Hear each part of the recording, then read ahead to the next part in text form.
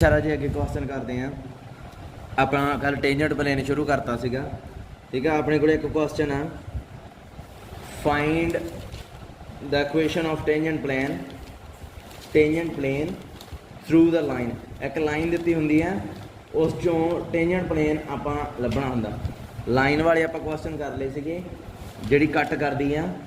सो हुण tangent plane की equation लभनी है, जिवें अपने को कोई भी दिती होवे, फाइंड द इक्वेशन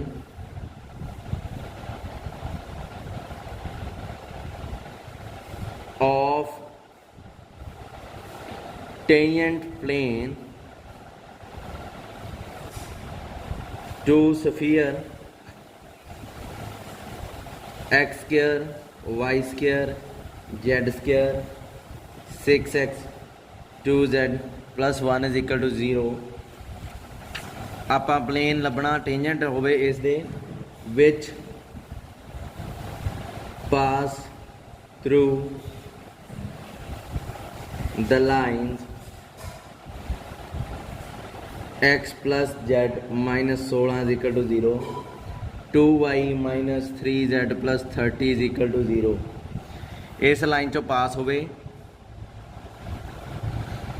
ठीक है, वो टेंजेंट की इक्वेशन लभनी है, ठीक है। हुण एक चीज़ आ राजे भी ये टेंजेंट प्लेन की है सफीयर दे, इस चों पास करदा, पर इस चों पास करने वाला ये की है, पहला तो ये लाइन आ। लाइन क्यों ना, वैसे तो ये प्लेन की इक्वेशन आ, ये भी प्लेन की इक्वेशन आ कोमा पाता, ये मतलब इस प्लेन ते इस प्लेन की इंटरसैक्शन आ।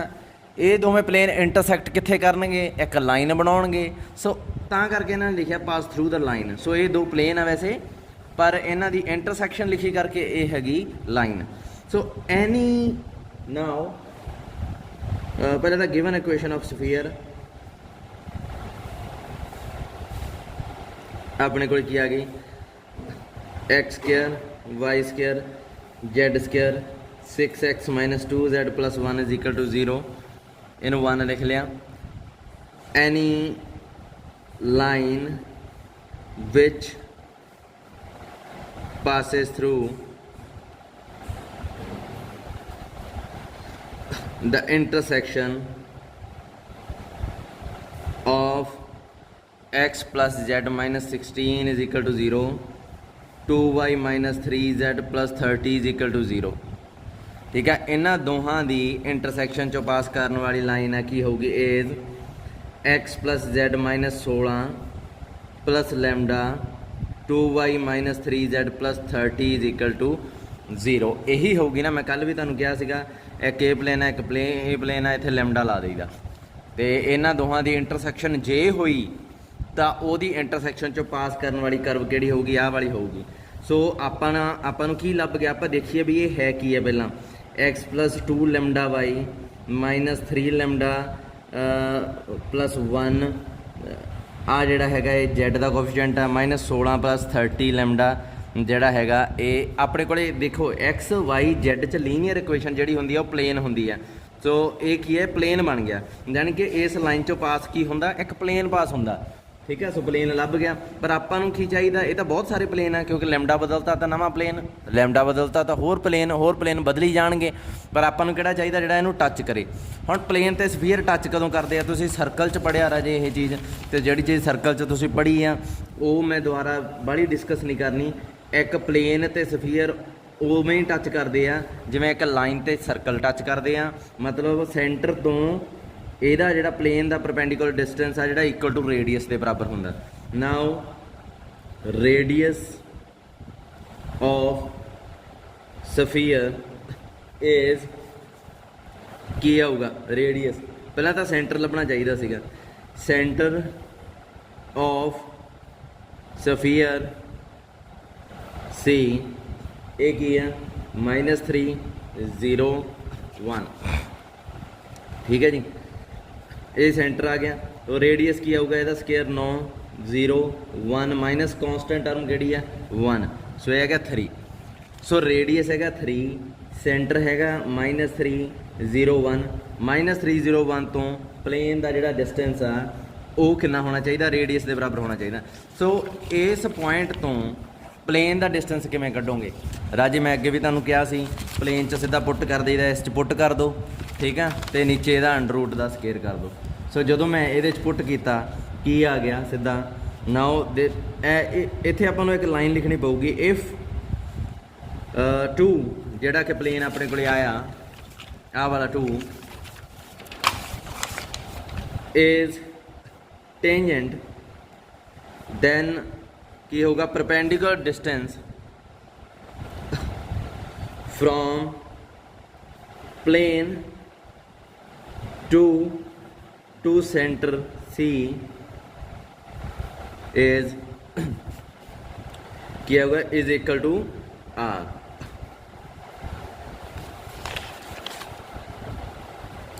सो ये R के बराबर होगा, यानी कि 3 के बराबर होगा। सो परपेंडिकुलर डिस्टेंस आ जिहड़ा वो तुसीं कैलकुलेट कर लो, की आऊगा -3 प्लस पॉइंट पुट कर दीदा जिवें मैं तुहानूं पहलां ही कहा 0, ठीक है जी, प्लेन च पुट करना 0 y क्योंकि y की जगह 0 आ, 1 - 3 के z की जगह ते 1, ठीक है, एंड ते कॉन्सटेंट जिहड़ा की है ये 30 k - 16 over x square y square z square का वह स्केयर आ जाऊगा, k नहीं है लैमडा लाया से आपां, सो इत्थे आ जाऊगा 1 स्केयर 2 लैमडा का स्केयर 1 - 3 लैमडा का whole square is equal to की बन जाऊगा 3। इनू सिंपलीफाई करना, सिंपलीफाई करके तुहाडे कोले जो आ जाऊगा मैं सीधा लिखण लगा क्योंकि मेरे को ऑलरेडी कैलकुलेटेड है, मेरी बुक ते एग्जाम्पल है। सो इत्थे तुहाडे कोले एक इक्वेशन बन जूगी 2k स्केयर।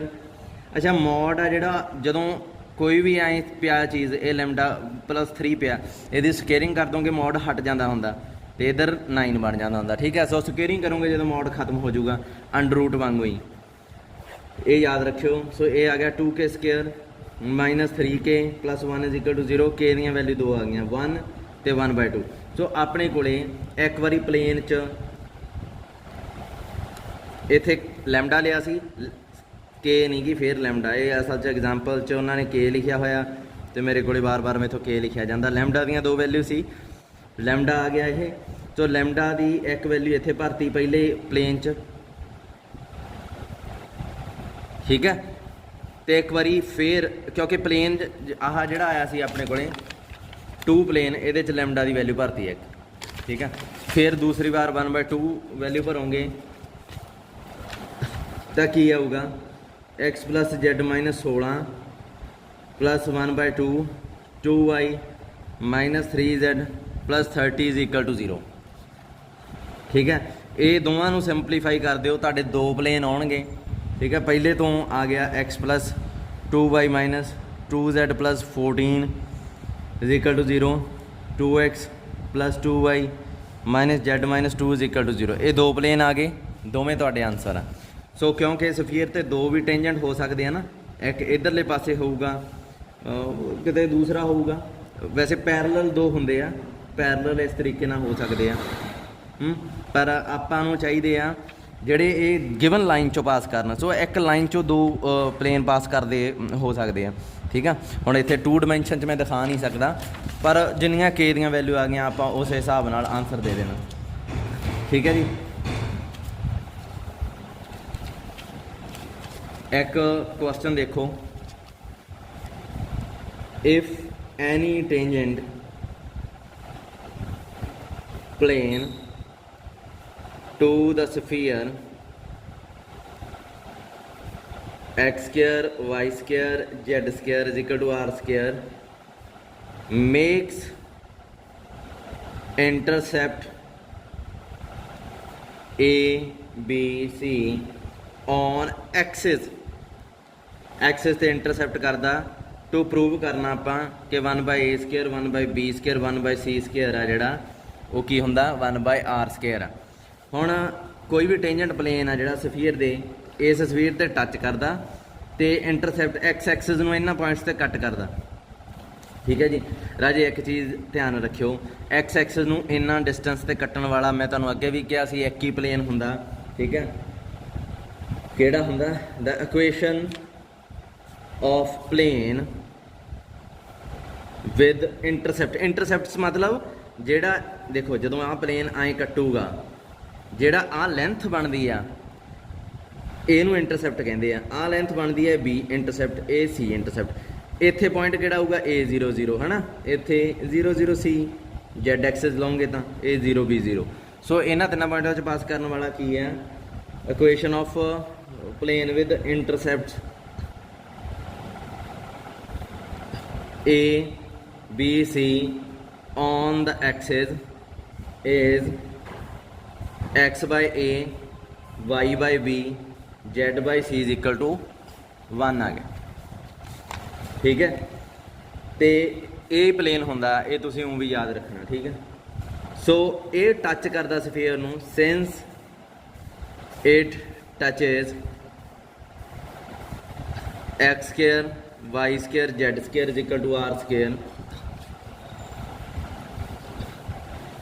देयरफॉर की होगा ਉਹੀ ਲਾਈਨ ਤੁਸੀਂ ਫੇਰ ਲਿਖ ਦੇਣੀ ਆ ਪਰਪੈਂਡੀਕੂਲਰ ਡਿਸਟੈਂਸ ਆ ਜਿਹੜਾ ਕਿਹਦੇ ਬਰਾਬਰ ਹੋਊਗਾ ਇਕੁਅਲ ਟੂ ਰੇਡੀਅਸ ਇਹ ਸਰਕਲ 'ਚ ਵੀ ਬਹੁਤ ਵਾਰੀ ਲਿਖ ਚੁੱਕੇ ਆ ਤੁਸੀਂ ਠੀਕ ਹੈ ਇਹ ਮੈਂ ਦੁਬਾਰਾ ਰਿਪੀਟ ਨਹੀਂ ਕਰਨੀ ਹੁਣੇ ਮੈਂ ਬੋਲ ਕੇ ਹਟਿਆ ਤੇ ਉਹ ਲਾਈਨ ਤੁਸੀਂ ਐਗਜ਼ਾਮਪਲਾਂ 'ਚ ਵੀ ਦੇਖ ਸਕਦੇ ਹੋ ਠੀਕ ਹੈ ਸੋ ਪਰਪੈਂਡੀਕੂਲਰ ਡਿਸਟੈਂਸ ਆ ਜਿਹੜਾ ਇਸ ਪਲੇਨ ਦਾ ਇਹ ਸਫੀਅਰ ਦੇ ਸੈਂਟਰ ਤੋਂ ਕੀ ਆਊਗਾ ਰੇਡੀਅਸ ਦੇ ਬਰਾਬਰ देयरफॉर ਇਹਨੂੰ 1 ਲਿਖ ਲੈਂਦੇ ਆ 1 is tangent to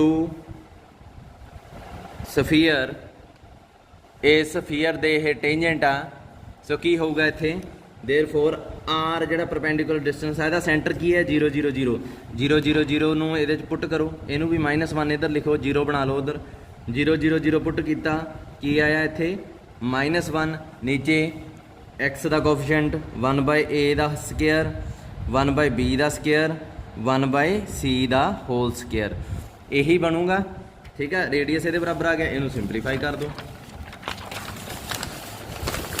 ਕੀ ਆ ਗਿਆ ਆਪਣੇ ਕੋਲੇ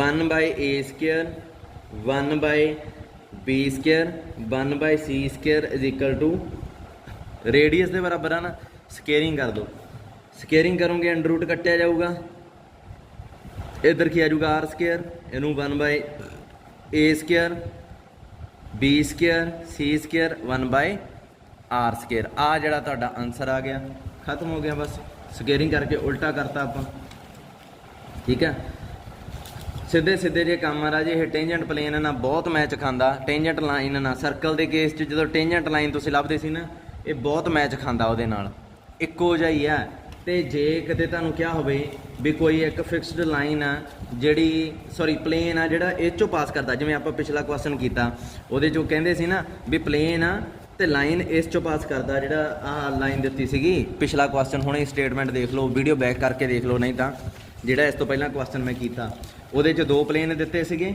ਉਹਦੇ ਚੋਂ ਪਾਸ ਕਰਨ ਵਾਲਾ ਇੱਕ ਪਲੇਨ ਲੈਣਾ ਸੀਗਾ ਤੇ ਉਹ ਇਹਨੂੰ ਟੱਚ ਕਰਦਾ ਸੀਗਾ ठीक है आ लाइन दी सी x plus z minus 16 is equal to 0 2y minus 2z plus 30 is equal to 0 इनू टच करता सीगा इस लाइन नू देखा जाए तो लाइन नहीं लगती ना पर यह लाइन नहीं है राजे 2 प्लेन्स की इंटरसैक्शन होंगी है ठीक है कई बारी इस लाइन की जगह पर वो दे देंगे आ थोड़ी जी अलग तरह की लाइन जिमें मैनू स्टेटमेंट लभनी पैनी आ जे मैनू मिल गई तो मैं दस देना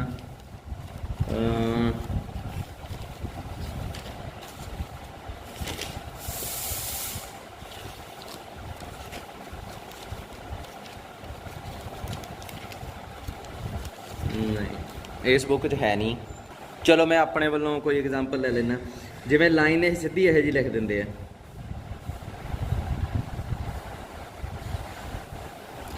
ਹੁਣ ਇਹ ਰਾਜੇ ਬਹੁਤ ਸਟੂਡੈਂਟਸ ਨੂੰ ਔਖਾ ਆ ਜਾਂਦਾ ਹੈ ਨਾ ਇਹਨੂੰ ਪਤਾ ਕਰਨਾ ਇਹਦੇ ਬਾਰੇ ਵੀ ਇਹ ਕਿਹੋ ਜੀ ਲਾਈਨ ਬਣ ਗਈ ਤੇ ਇੱਥੇ ਤੁਸੀਂ ਪਤਾ ਕੀ ਕਰਨਾ ਇੱਥੇ ਕੋਈ ਟੈਨਸ਼ਨ ਵਾਲੀ ਗੱਲ ਨਹੀਂ ਪਹਿਲੀਆਂ ਦੋਵਾਂ ਨੂੰ ਕੰਪੇਅਰ ਕਰ ਲਈਦਾ ਹੁੰਦਾ x - 1/2 y - 2/3 y - 2/3 z - 3/4 3x - 1 2y - 2 3x ਇਹ ਕੀ ਆ ਜਾਊਗਾ -2y -3 -4 ਇੱਥੇ 1 = 0। ਲਓ ਆ ਪਲੇਨ ਬਣ ਗਿਆ ਹੁਣ ਰਾਜੇ, ਠੀਕ ਹੈ। ਸਿਮਿਲਰਲੀ ਇਹਨੂੰ ਸਿੰਪਲੀਫਾਈ ਕਰੋਗੇ, ਇਹ ਕੁਛ ਬਣ ਜੂਗੀ 4y -3z, ਇੱਥੇ ਕੋਈ ਸਕੇਲਰ ਜਿਹਾ ਬਣ ਜੂਗਾ, ਚਲੋ ਮੰਨ ਲਓ 9। ਇਹ ਇੱਕ ਹੋਰ ਪਲੇਨ ਬਣ ਗਿਆ, ਇੱਥੇ ਕੋਮਾ ਪਾ ਕੇ ਲਿਖ ਦੇਣਾ, ਇਹ ਪਿਛਲੀ ਇਕੁਏਸ਼ਨ ਵਰਗਾ ਹੀ ਹੋ ਗਿਆ, ਠੀਕ ਹੈ। ਕੋਈ ਪ੍ਰੋਬਲਮ ਨਹੀਂ ਹੈ ਇਹਦੇ 'ਚ, ਸਿੱਧਾ ਸਿੱਧਾ ਹੀ ਤੁਹਾਨੂੰ ਪਤਾ ਲੱਗਦੇ ਰਹਿਣਗੇ, ਠੀਕ ਹੈ।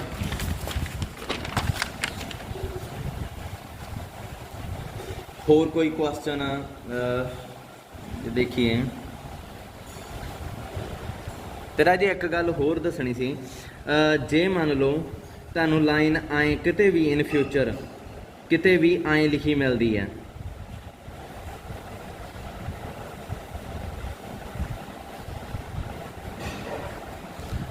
ਠੀਕ ਹੈ, ਕੀ ਤੁਸੀਂ ਇਹਨੂੰ ਚੇਂਜ ਕਰ ਸਕਦੇ ਹੋ ਇਸ ਫਾਰਮ 'ਚ? ਜਿਵੇਂ ਆਹ ਲਿਖੀ ਹੁੰਦੀ ਹੈ ਡਾਇਰੈਕਸ਼ਨ ਰੇਸ਼ੋਜ਼ ਵਾਲੀ, ਆਏ ਜੇ ਨਹੀਂ ਲਿਖੀ ਹੁੰਦੀ, ਇੱਕ ਰੇਸ਼ੋ ਜੀ ਬਣਾ ਕੇ ਲਿਖੀ ਹੁੰਦੀ, ਉੱਤੇ ਆਹ ਪੁਆਇੰਟ ਹੁੰਦਾ ਜਿਹਦੇ ਇੱਕ ਪੁਆਇੰਟ ਜਿਹਦੇ 'ਚੋਂ ਲਾਈਨ ਪਾਸ ਕਰਦੀ ਹੈ। ਇੱਦਾਂ ਵਾਲੀ ਨੂੰ ਇੱਦਾਂ ਵਾਲੀ 'ਚ ਕਿਵੇਂ ਲਿਖੀਦਾ? ਇੱਦਾਂ ਵਾਲੀ ਨੂੰ ਤਾਂ ਮੈਂ ਤੁਹਾਨੂੰ ਦਿਖਾਤਾ ਇੱਦਾਂ ਕਿਵੇਂ ਲਿਖੀਦਾ। ਇਹਨਾਂ ਦੋਹਾਂ ਨੂੰ ਇਕੱਠੇ ਕਰ ਲਓ, ਇਹਨਾਂ ਦੋਹਾਂ ਨੂੰ ਇਕੱਠੇ ਕਰ ਲਓ, ਪ੍ਰੋਡਕਟ ਕਰਕੇ ਸਿੰਪਲ ਕਰੋ, ਕੋਮਾ ਪਾ ਕੇ ਲਿਖ ਦਿਓ, ਇਹ ਤਾਂ ਸਿੱਧਾ ਹੋ ਗਿਆ। ਪਰ ਕਈ ਵਾਰੀ ਨਾ ਉਹ ਕਹਿ ਦਿੰਦੇ ਆ ਬਈ ਫਲਾਨੀ ਲਾਈਨ ਲੱਭ ਕੇ ਦਿਖਾਓ, ਬੱਚੇ ਆਨਸਰ ਇਹਦੇ 'ਚ ਛੱਡ ਦਿੰਦੇ ਆ। ਪਰ ਆਨਸਰ ਜਦੋਂ ਆਪਾਂ ਆਨਸਰ ਦੇਣਾ, ਆਪਾਂ ਇਸ ਲਾਈਨ 'ਚ ਦੇਣਾ ਹੁੰਦਾ। ਇਹਨੂੰ ਕਹਿੰਦੇ ਆ ਸਿਮੈਟ੍ਰਿਕ ਫਾਰਮ ਆਫ ਲਾਈਨ। ਇਹ ਜਿਹੜੀ ਸਿੰਪਲ ਫਾਰਮ ਹੁੰਦੀ ਆ ਉੱਪਰ ਜੋ ਲਿਖੀ ਆ, ਇਹ ਹੁੰਦੀ ਆ ਸਿਮੈਟ੍ਰਿਕ ਫਾਰਮ ਲਾਈਨ ਦੀ। ਇਹਨੂੰ ਕਿਵੇਂ ਲਿਖੀਦਾ?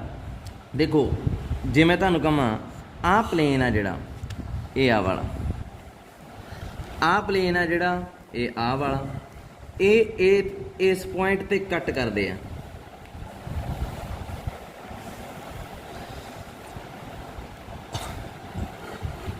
ਕੱਟ ਕਰਕੇ ਆਪਣੇ ਕੋਲੇ ਇੱਕ ਫਲਾਨੀ ਆਹ ਵਾਲੀ ਲਾਈਨ ਬਣ ਗਈ। ਮੈਂ ਤੁਹਾਨੂੰ ਕਹਾਂ ਆਹ ਜਿਹੜਾ ਪਲੇਨ ਖੜਾ, ਇਹਦੇ ਪੈਰਲਲ ਕੋਈ ਹੋਰ ਪਲੇਨ ਦੱਸੋ, ਤੇ ਇਹਦੇ ਪੈਰਲਲ ਇੱਕ ਆਹ ਪਲੇਨ ਦੱਸੋ, ਠੀਕ ਆ। ਸਿੰਪਲ ਜੀ ਗੱਲ ਹੈ, ਇਹਦੇ ਪੈਰਲਲ ਆਹ ਪਲੇਨ ਆ, ਜਿੰਨਾ ਕੋ ਟੇਢਾ ਖੜਾ ਉਹਨਾਂ ਕਿ ਆਹ ਟੇਢਾ ਖੜਾ, ਆਹ ਟੇਢਾ ਖੜਾ ਉਹਨਾਂ ਕਿ ਆਹ ਟੇਢਾ ਖੜਾ। ਤੁਸੀਂ ਦੋ ਪਲੇਨ ਦੱਸਤੇ, ਪਰ ਇਹ ਪਲੇਨ ਇਹਦੇ ਵਰਗੇ ਨਹੀਂਗੇ, ਇਹਨਾਂ ਤੋਂ ਡਿਫਰੈਂਟ ਆ। ਇਹਨਾਂ 'ਚ ਫਰਕ ਕੀ ਆ? ਜੇ ਮੈਂ ਤੁਹਾਨੂੰ ਕਹਾਂ ਇਹਦੀ ਪਲੇਨ ਦੀ ਇਕੁਏਸ਼ਨ ਦੱਸੋ, ਤਾਂ ਤੁਸੀਂ ਕਹੋਗੇ ਸਰ ਆ ਪਈ x + y + 2z ਪਲੱਸ ਇੱਥੇ k ਆ ਜਾਊਗਾ, ਕਿਉਂਕਿ ਪੈਰਲਲ ਪਲੇਨ ਆ ਨਾ ਜਿਹੜਾ, ਦੋ ਪੈਰਲਲ ਪਲੇਨ, ਉਹਨਾਂ 'ਚ ਸਾਰਾ ਕੁਝ ਸੇਮ ਹੁੰਦਾ। x ਦਾ ਕੋਐਫੀਸ਼ੀਐਂਟ ਵੀ, y ਦਾ ਵੀ, z ਦਾ ਵੀ, ਇਕੱਲੀ ਕਾਂਸਟੈਂਟ ਟਰਮ ਬਦਲਦੀ ਆ। ਜੇ ਤੁਹਾਨੂੰ ਕੋਈ ਕਹੇ ਇਹਦੇ ਪੈਰਲਲ ਪਲੇਨ ਦੱਸੋ, ਤਾਂ ਤੁਸੀਂ ਕਹੋਗੇ ਆ ਚੱਕੋ ਜੀ k1 ਦੀ ਵੈਲਿਊ ਬਦਲ, k ਦੀ ਜਗ੍ਹਾ k1 ਲਿਖ ਲਓ, ਇੱਕ ਹੋਰ ਪੈਰਲਲ ਪਲੇਨ ਆ ਗਿਆ। ਅੱਛਾ ਮੈਂ ਤੁਹਾਨੂੰ ਕਹਾਂ ਵੀ ਇਹਦੇ ਪੈਰਲਲ ਪਲੇਨ ਲੱਭੋ, ਪਰ ਉਹ ਓਰੀਜਨ 'ਚੋਂ ਪਾਸ ਕਰੇ। ਤੁਸੀਂ ਕਹੋਗੇ ਠੀਕ ਹੈ ਜੀ ਆਹ 0 ਲੈ ਲਓ। ਸੋ ਆਹ ਪਲੇਨ ਆ ਜਿਹੜਾ, ਇਹ ਪੈਰਲਲ ਤਾਂ ਇਹਦੇ ਹੀ ਆ, ਪਰ ਓਰੀਜਨ 'ਚੋਂ ਪਾਸ ਕਰਦਾ ਕਿਹੜਾ ਹੋਊਗਾ? x + y + 2z = 0, ਠੀਕ ਹੈ। ਤੇ ਆਹ ਪਲੇਨ ਆ ਜਿਹੜਾ, ਇਹਦੀ ਜਗ੍ਹਾ ਲੈ ਲਓ, ਇਹ ਵੀ ਓਰੀਜਨ 'ਚੋਂ ਪਾਸ ਕਰਦਾ ਹੋਵੇ x + 2y + z + 4 ਦੀ ਜਗ੍ਹਾ ਤੇ 0, ਠੀਕ ਹੈ ਜੀ। ਹੁਣ ਇਹਦੇ ਤੇ 23/12 ਵਾਲਾ ਫਾਰਮੂਲਾ ਲਾ ਦਿਓ। ਦੇਖੋ ਇੱਕ ਚੀਜ਼ ਆ, ਦੋ ਪਲੇਨ ਆ ਗਏ, ਇਹ ਵੀ ਕਿਸੇ ਪਲੇਨ ਨੂੰ ਕੱਟ ਕਰਦੇ ਇੱਕ ਦੂਜੇ ਨੂੰ, ਤੇ ਇੱਥੇ ਇੱਕ ਲਾਈਨ ਬਣੂਗੀ। ਰਾਜੇ ਇੱਥੇ ਇੱਕ ਖਾਸ ਚੀਜ਼ ਇਹ ਆ ਵੀ ਆਹ ਲਾਈਨ ਤੇ ਆਹ ਲਾਈਨ, ਇਹ ਵੀ ਪੈਰਲਲ ਹੋਣਗੀਆਂ, ਦੋਵੇਂ ਪੈਰਲਲ ਹੋਣਗੀਆਂ। ਇਹ ਲਾਈਨਾਂ ਸਿੱਧਾ ਵੀ ਦਿਸੀ ਜਾਂਦਾ ਨਾ, ਪੈਰਲਲ ਹੋਣਗੀਆਂ। ਸੋ ਮੈਂ ਇਹਦੀਆਂ ਡਾਇਰੈਕਸ਼ਨ ਰੇਸ਼ੀਓਜ਼ ਲੱਭਣ ਲੱਗਾ, ਇਹਦੀਆਂ ਜੋ ਇਸ ਲਾਈਨ ਦੀਆਂ ਹੋਣਗੀਆਂ ਉਹੀ ਇਸ ਲਾਈਨ ਦੀਆਂ ਹੋਣਗੀਆਂ। ਸੋ ਇਹ ਕਿਵੇਂ ਲੱਭੀ ਦੀਆਂ? 23/12 ਵਾਲਾ ਫਾਰਮੂਲਾ ਲਾ ਦਿਓ।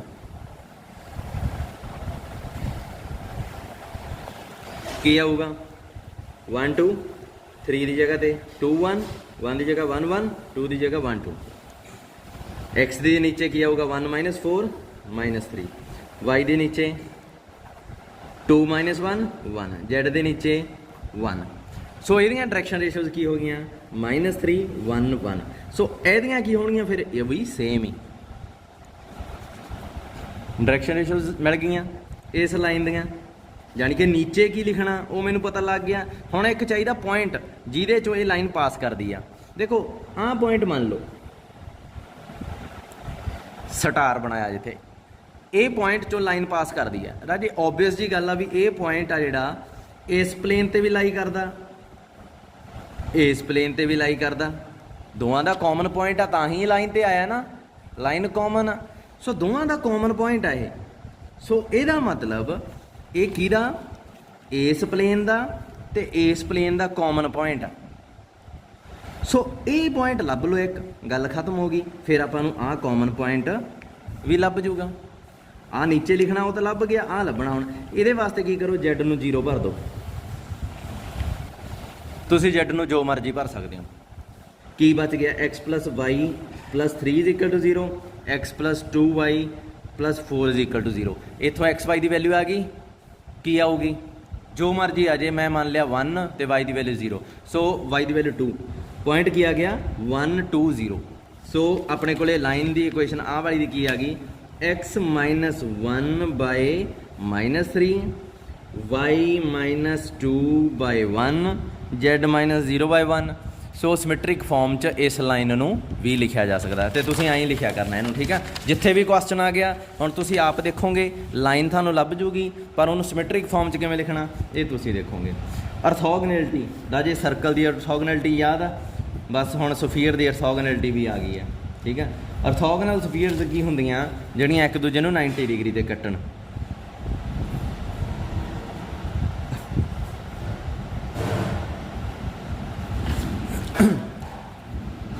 मतलब की है कि आ स्फीयर ते आ स्फीयर ये ड्रॉ कर लिया तुसीं, इन्हां ते 2 टेंजेंट प्लेन ड्रॉ कर सकते हो, वो भी ड्रॉ करते।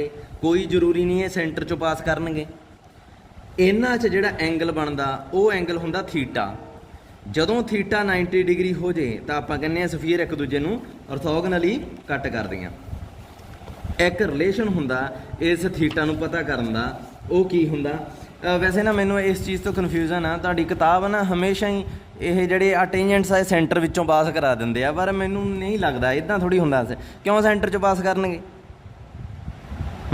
सेंटर चों नहीं पास करते होंगे, पता नहीं, चलो छड्डो।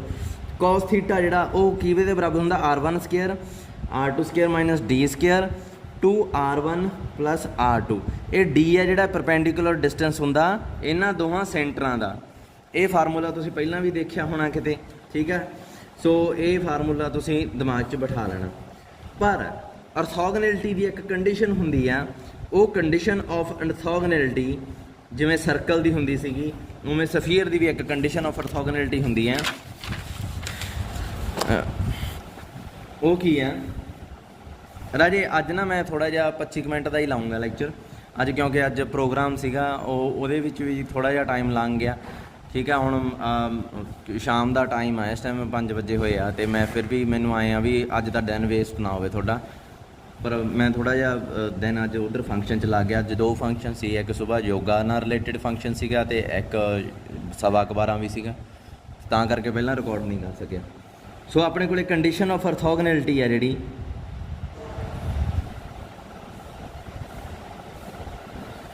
की हुंदी है, देखो जे स्फीयर दी है x square y square z square 2ux 2vy 2wz plus d = 0। इनू u1 v1 w1 ले लो।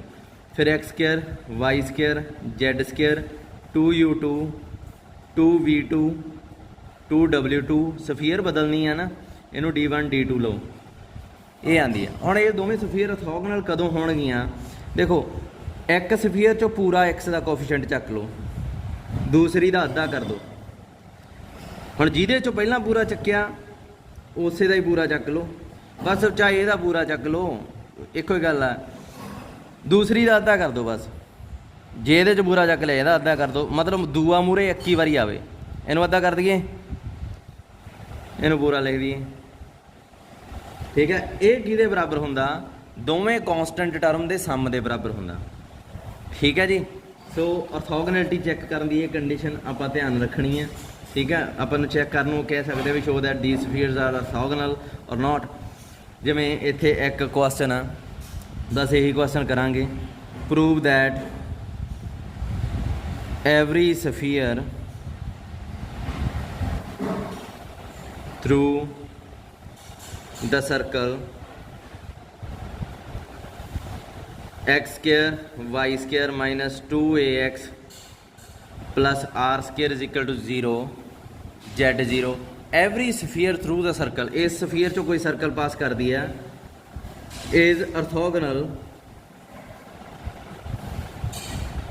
To every sphere x square z square is equal to r square y zero. ਇਹਦੇ ਤੇ ਹਰੇਕ ਹੀ ਸਫੀਅਰ ਹੈ ਜਿਹੜੀ ਉਹ ਦੋਵੇਂ ਇੱਕ ਦੂਜੇ ਇਹਦੇ ਚੋਂ ਪਾਸ ਕਰਨ ਵਾਲੀ ਤੇ ਇਹਦੇ ਚੋਂ ਪਾਸ ਕਰਨ ਵਾਲੀ ਇੱਕ ਦੂਜੇ ਨੂੰ ਆਰਥੋਗੋਨਲੀ ਕੱਟ ਕਰਨਗੀਆਂ। ਠੀਕ ਹੈ ਜੀ। ਸੋ ਇਹ ਕੀ ਆ ਗਿਆ, x square y square 2ax r square, ਇਹਦੇ ਚੋਂ ਪਾਸ ਹੋਣ ਵਾਲੀ ਸਫੀਅਰ ਕੀ ਹੈ, ਐਨੀ ਸਫੀਅਰ। ਇੱਥੇ ਇੰਗਲਿਸ਼ ਆਪਣੇ ਵੱਲੋਂ ਲਿਖ ਲਿਓ, ਠੀਕ ਹੈ। ਚਲੋ ਲਿਖ ਦੇਣਾ ਯਾਰ। we know that any sphere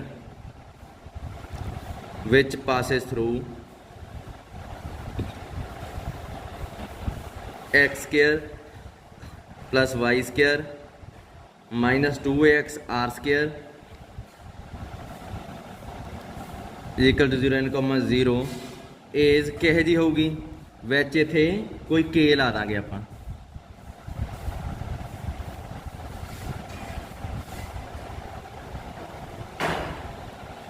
ठीक है जी। सिमिलरली तुसी लिखना any sphere passes through this, which उहदे एस ला दो, एल ला दो, ठीक है। आए करना एक चीज़ भी आ आर आ ना जिहड़ा इहनूं इधर लैके आउणा, दूजे पासे जीरो होवे, ये तुसी सर्कल च ही सीख लिया होना, सर्कल च करते रहे हैं आपां सेम काम, है ना। एल ला दो इत्थे वाई इज इक्वल टू 0। हुण आपां चैक करना भी ये ऑर्थोगोनल हैगियां कि नहीं, किवें चैक करांगे। मैं हुणे ही तुहानूं दस के हटिया, एक दा कोफिशिएंट एक्स दा, एक दा एक्स दा कोफिशिएंट,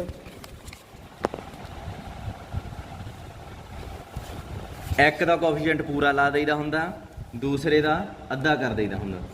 सो जिहड़ियां स्फीयर्स आ ये आपां लिखियां होईयां इत्थे, इत्थे एक्स दा कोफिशिएंट की आ, पहली च इहनूं पूरा लिख लो, दूसरे दा की है उहनूं अद्धा कर दो, वो तो जीरो ही है। फिर वाई का कोफिशिएंट ये पूरा लिख दो, की है 0, वाई का ये अद्धा कर दो, L/2, ठीक है। ये पैटर्न जहाँ बना के रखियो सेम सेम, जिहदे च अद्धा जिन्हों कीता उत्थे ही रखियो, चंगा लगता देखने नूं। उस तो बाद ये जेड का पूरा लिख दो, दूजे च जेड का अद्धा कर दो, वो की आ गया 0। हुण की है दोवें कॉन्सटेंट टर्म्स, की है ये कॉन्सटेंट टर्म आर स्केयर, ये की है माइनस आर स्केयर। देखो ये की बन गया 0 इक्वल टू 0, ਇਹਦਾ मतलब which is true. So orthogonality की कंडीशन सैटिस्फाई हो रही है, ਇਹਦਾ मतलब both are orthogonal. So both are इत्थे लिख दोगे तुसी नीचे, बोथ आर ऑर्थोगोनल। सो ਇਹਦਾ मतलब ऑर्थोगोनल चैक कर सकते हैं आप ये कंडीशन ला के, ठीक है जी। ओके, बाकी कल नूं देखते हैं।